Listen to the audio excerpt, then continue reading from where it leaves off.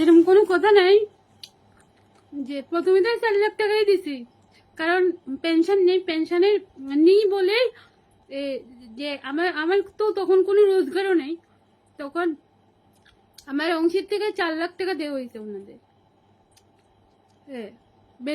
বেতনের অংশ আবার কি, এককালীন টাকা দিয়ে দেওয়া হয়েছে।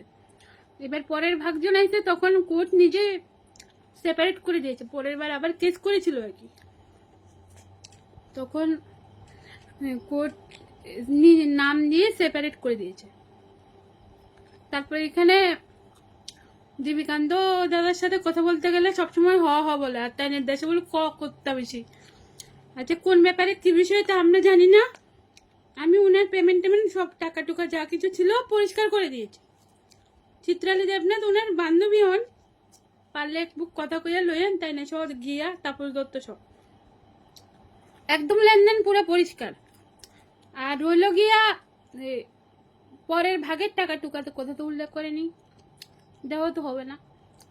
না, আমি কেন দেব? আমার বাবা এত পয়সা খরচ করে আমার বিয়ে দিছে, এতগুলো জিনিসপত্র দিলাম, কিছু দিইনি।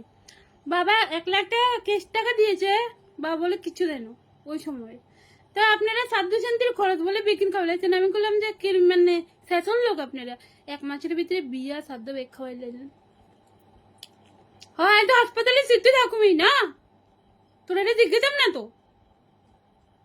কারণ আমার ওই সময়ের বাড়ির থেকে যাওয়ার থেকে আসা অব্দি কোনো ঘটনাই আমার মনে নেই। শুধু আমার এটুকু মনে আছে হাসপাতালের সামনে আমি কেঁদেছিলাম, এটাই আমার মনে আছে। আর বাদ বাকি কে গেছিল, এই সময় কি হয়েছে না হয়েছে কিচ্ছু জানি না, কিচ্ছু জানি না। একে কিচ্ছু জানি না, মেমোরি লস, পুরাই লস, পুরো হুইল চেয়ারে পড়ে গেছিল।